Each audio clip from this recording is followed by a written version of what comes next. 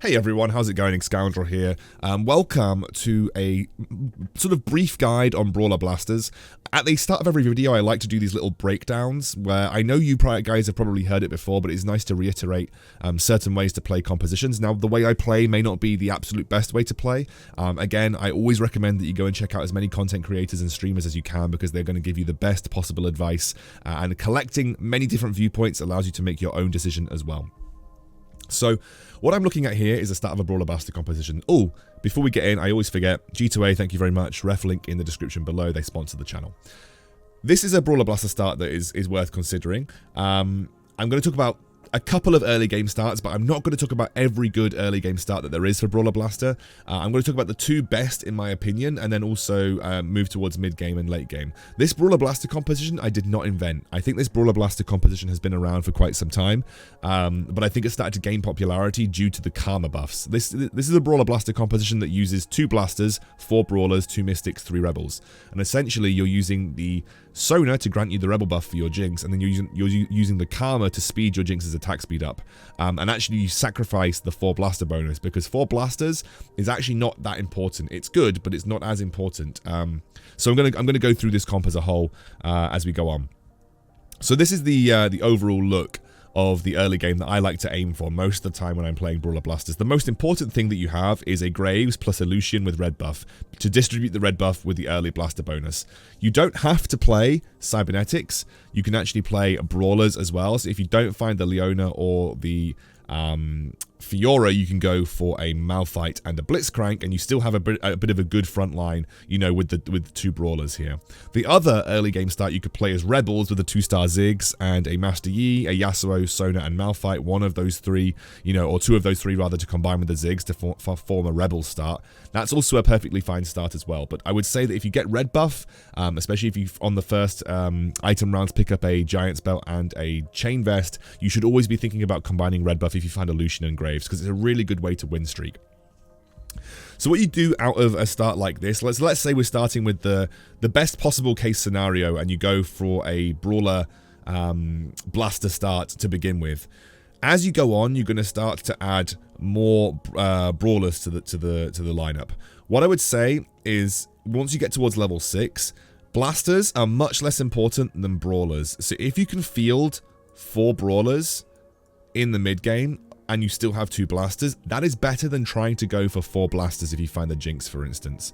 So what I will say here is, obviously getting a 2-star Lucian is really nice. Lucian is your item holder for Jinx. So whatever items you end up going for your Jinx, Lucian is going to mostly hold them.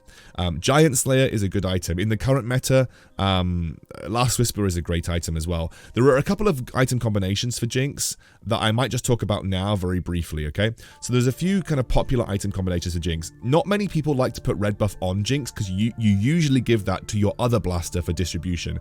So a lot of people like to go, for instance, I've seen Last Whisper and Infinity Edge, then plus a Trap Claw as well over here. So Last Whisper, Infinity Edge, and Trap Claw is a really popular item combination because of the Vanguards right now. Another popular item combination is double Giant Slayer, because that's just a good set of items for Jinx in general, and obviously with a defensive item it really helps. I would say that with all the testing that I've done, a defensive item, at least a Trap Claw or a QSS, is really important for Jinx, because if she gets CC'd, it really slows down your DPS output. Another popular item combination that has gained traction recently has been Deathblade plus Runans. If you're running this, I would recommend that you have QSS, because this is just about ramping up and not being stopped in that ramp. So Deathblade plus Runan's Hurricane has been a really popular item combination for Jinx. But there's lots of different options that you have available to you, but irrespective of what you choose, your Lucian is going to hold whatever items that you're going to eventually transfer over to your Jinx. All the testing that I've done, I really feel like 2-star Jinx is when you want to make the transition. You can definitely put a 1-star Jinx in at level 7, but what you end up doing after this is, once your Jinx is 2-star, that's when you're going to start to transfer items over to her, okay? So you're going to then add the either be Trap Claw or QSS. Let's just say that we have a very classic, kind of like a traditional Brawler Blaster build, so that would be this plus 2 Giant Slayers. Like, this is like a super traditional Jinx build. Let's say we're running with this. I am now going towards level 7 and 8. Level 8 is your aim for this composition because that's where you can come online. So at level 8, you're aiming for, you're trying to aim to get to level 8 to get this comp online. At level 7, what you do is you bring on your sonar, okay? And then you have something like this. You drop your Graves for your Ezreal, and your Ezreal should have the red buff. So your Ezreal should have the red buff. This is what your composition is going to look like at level 7, okay? You want your Jinx to have the rebel buff. Now you can position your Jinx however you like. You can have your Jinx at the back line here. You just got to be a little bit careful, obviously, about infiltrators. So against mech infiltrator, always be careful about where you're positioning your Jinx.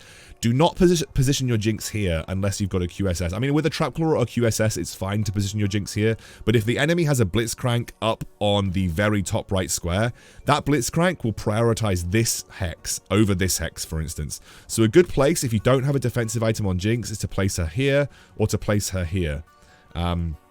But you want your Blitzcrank within range of your Jinx because he pulls a target in, usually a target that's quite squishy, and your Jinx is going to get her first kill very quickly. That's the point of Blitzcrank in this comp.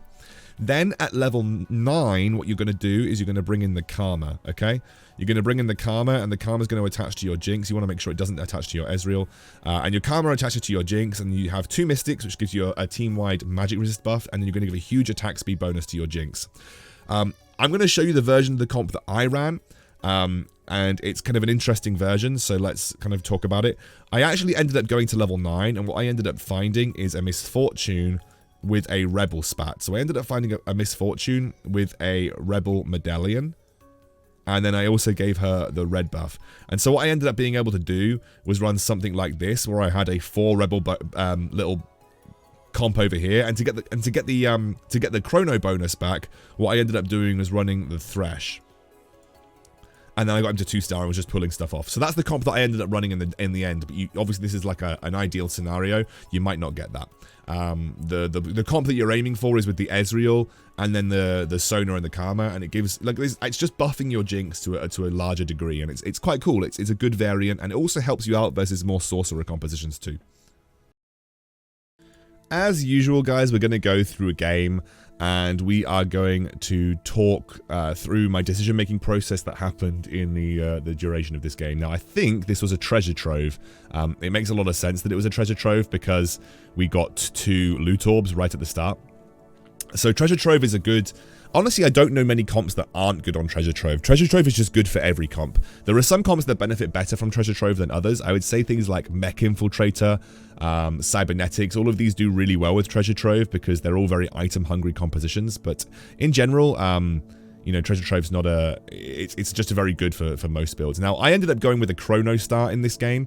There are lots of different really powerful synergies in the early game.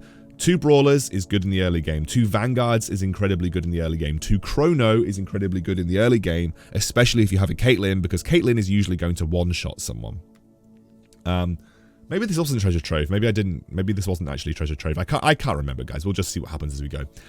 So what you can see here in terms of itemization, what have I got? I've got a Ginsu's, I've got a Giant Slayer, and I have a Hextech Gunblade. Well, we can discount Hextech Gunblade, because Hextech Gunblade is really, really bad. So we have a Giant Slayer, which is a really good item, and we have a Ginsu's, which is a good item for Kayle specifically. I don't think Ginsu's is particularly good outside of a Kayle composition. But you can see here, I actually found the Lucian and the Graves very early on.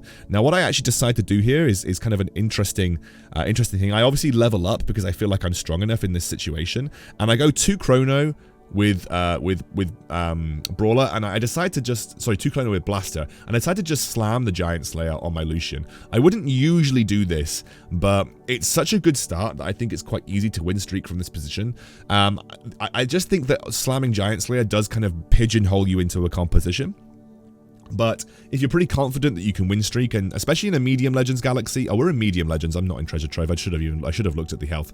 In Medium Legends, you have a lot more time to roll. So you've got, like, in Medium Legends, you have a lot more time to sort of find the units that you want, especially for costs. So forcing a composition in Medium Legends is much easier than a lot of other different galaxies. So here again, you know, with the Chrono buff, you're really seeing us do some good work with this Lucian. He's just getting a lot of basic attacks off, and I decided to pre-level to level 4 and 4/5 to make sure that we hit level 5 coming out the carousel round. I don't do this all the time, but I like to do it when I'm on a win streak because it can often help you solidify that win streak scenario. Now, obviously having lower carousel priority at the start of the game is not ideal, but I'm going for the bow here because the bow is obviously going to allow me to get yet another Giant Slayer if I find a BF sword, which is always a really good result when you're playing it's like a really good result when you're playing Brawler Blaster. Wow, sorry, my brain just wasn't working there. I decided to go for the Jace and the Graves with a Vanguard frontline. So I decided to go with the Vanguard frontline in this scenario, and I drop the Chrono here. I just think this is a bit stronger to allow my Lucian more time to ramp up in these fights with the Giant Slayer. And also Jace is just a really, really good unit. Like, Jace is just an insanely good unit. He's just, and I find a Lucian 2, by the way. Lucian 2 this early on is really solid. There is a world where I basically now drop the drop the Caitlyn, and then throw in the Brawler frontline with the Chrono as well. So I would essentially be swapping the Vanguards for the Brawlers, and I'd be swapping my Caitlyn 2 for an Ezreal to give me the Chrono buff. But I don't need to because I already have the Blaster bonus, and I think for the moment, right now, having a Jason is pretty strong. Plus, Caitlyn 2 is really strong as well. Caitlyn 2 is really strong if you're lose streaking, and Caitlyn 2 is really strong if you're win streaking. She basically always kills a unit. With this situation that I find myself in right now, I have a 2-star Blitzcrank and a 2-star Malphite. I think that a 2-star Blitzcrank and a 2-star Malphite is probably stronger than 2 Vanguards, even if it is a Jace. That might seem obvious to some people, but the 2 Vanguard buff is really, really good. Like, the 2 Vanguard buff is just insanely good. So it's always worth making thinking about a decision in your mind when you're sort of playing with these extra situations. And I decided to actually level up to level 60, and what I do is I bring in the Ezreal as well as keeping the Caitlyn on. I like to keep the Caitlyn in this situation because she's still a good unit with a needed large rod as well. She's going to absolutely blow someone up most of the time. And in terms of positioning, I'm just putting my Ezreal as the Blitzcrank bait for the enemy team. I'm having my Blitzcrank on the front line, and I just think, I'm in a super strong spot at this point in time. The only kind of composition that I would lose to right now, and this is the risky thing about leveling up to level 6 at 3-1. If I go up against someone with a 3-star Xayah, I'm probably pretty screwed, like, in a nice way.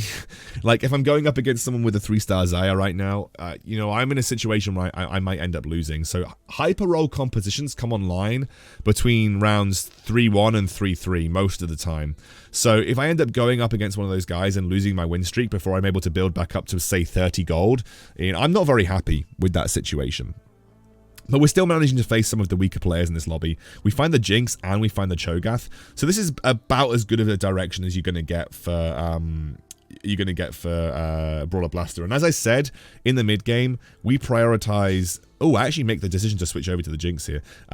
We prioritize the Brawlers over the Blasters at this stage in the game. Interesting that I decided to prioritize the Jinx, but I guess with double Giant Slayer, she's really strong regardless, so I'm supposing that's why I made the switch at this point in time. Plus, I do have a really strong front line to allow me to make that move, so I don't think it's the worst thing that I ever did in the world. It's definitely can be a little bit awkward to make that switch right now, but yeah, it's definitely not the worst thing I've ever done. So in terms of items that I'm trying to collect here, there are a couple of good items that I could go for, but the Giant's Belt is a good one because it allows me to go for a potential red buff, and obviously red buff is pretty strong for this composition. If I could have got the Chain Vest, I would have taken the Chain Vest because that would have allowed me to make a Rebel Spat straight away. But yeah, we have the Giant's Belt because it's basically just allowing me to go for a red buff eventually, or a Trap Claw, which is important too. So you might wonder why I leveled up to level 7. I just want to try and continue my strong streak at this point in time. Like, I leveled up to level 7 because it's just going to give me a higher chance of finding Cho'Gath. It's going to give me a higher chance of finding Jinxes. I think that I'm in a really good spot with the build that I've got. So I just decided to make that leap and level up a bit more readily. Ezreal actually isn't... Oh no, Ezreal is a good addition here. So I level up, and the thing is, I also leveled up to level 7 because I had something to add. Ezreal is a good addition because he's a Chrono. So he's going to give me the 2 Chrono buff right off the bat. And we're going up against the 3-star Ziggs here with almost a completed double Seraphs. Now, luckily, Brawler Blaster is really good into Rebels, especially Jinx, because she does AoE damage with her ability. So that I think it's really good to have Jinx versus those kind of comps that are grouped up, because Jinx gets a double whammy in the sense that she gets the blaster bonus, but also gets her AoE rockets, which deals like 3 times the damage when you're hitting, you know, with two blasters. So we go into this neutral round, and we're going through the infiltrators now, and you can see we actually have a rebel spat. So what I'd end up doing here is leveling up to 8 and putting in Misfortune and giving Misfortune the rebel spat. Wow, that was a really big pickup. And that's why you level up to level 7 really early. And I actually decided to go full-on Misfortune items as well, including Rabadon's Death Cap, which is, with the Seraphs, a really, really nice item. We're going to keep the Giant's Belt, because the Giant's Belt is... I actually lose, which this is actually quite bad for me, by the way. Even though I'm level 8, I have a lot of HP, so I've got a good HP barrier, so I traded my economy for HP barrier, but I did lose to the... Kale build, which was a bit unfortunate, even though I have a pretty strong build as a whole. We're keeping the Giant's Belt for either a potential Trap Claw or a red buff, basically. That's what we're looking to do with that. I still think that we beat most people, though. We're in the situation where we've got 4 Brawlers, 4 blasters at this point in time, so we are really strong in this mid-game portion. We have a very strong MF as well. We also have that double Giant Slayer, which works really nicely for the Jinx, and we're almost at a Cho'Gath 2 and a Jinx 2. We don't need to roll for it, though. I think in general we're still in a perfectly fine spot, so we don't need to roll for the Jinx 2. We can just kind of wait it out, because we have so much HP to work with at this point in time. It's better for me to build my economy back and then work towards a potential level 9. Like, we're already level 8. The only other level goal that we're looking for is level 9, and we're still beating most people in the lobby pretty handily. It's only the Kale build that we ended up losing to, but everybody else we're still beating really nicely. In terms of items here, I'm looking for a Brawler's Gloves. I think Brawler's Gloves or Chain Vest is going to be the item that I would like to take from this scenario. Chain Vest would give me red buff. Brawler's Gloves obviously gives me Trap Claw. So yeah, Chain Vest would be the item that I want to take. Unfortunately, I don't get it, and I get another... what's it called? Recurve bow. I always forget the name of that item. We get another recurve bow. Recurve bow's not bad. Again, it might allow me to go for a rapid fire cannon, and rapid fire cannon can be like a pseudo defensive item in the way that essentially you can keep your Jinx out of range of everything. I tried to switch over my composition, but unfortunately it was a little bit too slow. Still in a perfectly fine spot though, as we have the Misfortune with the Rebel Spat, which is just super strong. We have a double Giant Slayer Jinx, so we can just kind of chill, and we can again work our economy back up to a workable level. And you can see the Karma in the shop here. Now, I'm thinking about the Karma because, like I said, the Karma is a good addition with the Jinx. It also gives her a shield, which allows her to sort of tank a bit more damage. And also then the Sona is going to bring in the Mystic eventually too. I can then go to level 9 and add Chrono, like I said, with the Thresh, you know, if I find the Thresh, and Thresh is a great addition to most comps, especially if you're running 2 Chrono. So we naturally find the Jinx 2 here, which is great, and now we're at the final PvE round. So this is where we're going to start to decide what we're going to be doing with our items. And what we want to do with our items is kind of just look for a defensive item for Jinx if we can. If not, we just take the best defensive item possible. And in this situation, either a Morello's or a Ginsu's is kind of what I'm thinking about. I wouldn't mind a Ginsu's, for instance, Morello's on a Cho'Gath, for instance, in this scenario. Like, I don't think that's bad. Morello's on Cho'Gath, he's got quite a large area of effect, and it's going to do a lot of burn damage over the course of the fight. So adding a Morello's to the Cho'Gath would be my, like, ideal. I have to make a decision about these item components, though, because, as you know, we're not going to get any item components until we get past Kane, where we start to find 1 or 2 item components here or there to finish up items, but we're not actually going to find item components for the most part right here. So we should be making a decision about what we're going to be doing with these items soon enough.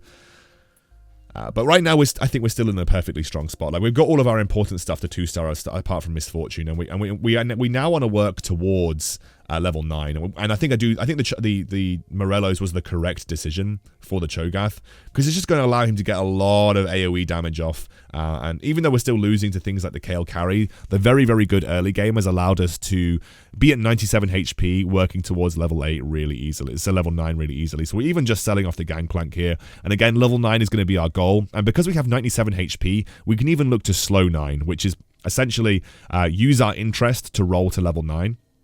and then use that as the primary driving force to getting to that threshold. This guy's only got a 2-star Zaya, and I just think 2-star Zaya is just not gonna. You're not gonna win. That's playing with my friend Augmental. He's 1 Zaya away, but he's only level 6, and I think he's kind of missed his power spike now, which is a little bit unfortunate. In terms of items here, like Zephyr is good. QSS would be my ultimate goal. I think the Runan's Hurricane is okay, and I think I'd take Runan's if I had to, because Runan's can just go on my Jinx. So I think Runan's is just the best option for me here, and I think it's an item that's definitely growing in popularity, especially in Brawler Blaster. So interestingly enough, we find 2 Cho'Gaths. Now 2 Cho'Gath, like Cho'Gath 3 would not be my first choice. Like, Cho'Gath 3 would definitely not be my first choice when I was trying to play Brawler Blaster. Jinx 3 is always going to be my first choice, but Cho'Gath 3 is still a very scary unit, and if you can, you know, walk yourself into a 3-star 4-cost, you should always try and do so, because it's still just a very, very good thing to try and strive for. And you can see that I'm picking up the Karmas as well, because I'm going to make that transition into the Mystic version, and the reason I'm making the transition into the Mystic version is if you look at the compositions that you're facing, and this is something that I didn't really talk about beforehand, but if you look at the compositions that I'm facing, Kale Carry, a lot of magic damage. Ziggs Bomberman, lots of magic damage. Big AoE Gangplank ultimates with sorcerers, lots of magic damage. So even just having the 2 Mystic bonus in is going to really help. Even versus people like this with the Kai'Sa 3, you know, and this guy is just absolutely tearing me apart. You know, he's got a very, very strong Mech Infiltrator build at this point in time. And like I said, I'm very lucky that I have managed to sort of save up enough gold to get to this position, because we are still in a spot where I don't know why did I level up to 9 on the neutral round? Like, what was I doing? I guess I was just really impatient to get the Sonar in. So yeah, I think going for this was just the right choice in general, and I now make the switch over to the Mystic version with the Sonar in to give me the extra Rebel buff. I get the Karma, the Karma 2, and then we have a Thresh as well, so we add the Thresh in for the Chrono buff. So we're like, I think like this point now we've just like crafted a very, very, very strong composition. We end up putting the Swordbreaker on the Vi because we don't actually have another blaster to put it on, and you can see versus like the Kale Carry, we actually find the edge here because we have that Mystic bonus in, and plus my Jinx now gets an extra layer of protection as well. So we're just working towards Cho'Gath 3 here. Cho'Gath 3 would be excellent. We obviously have a Lulu on the bench, which is fantastic too.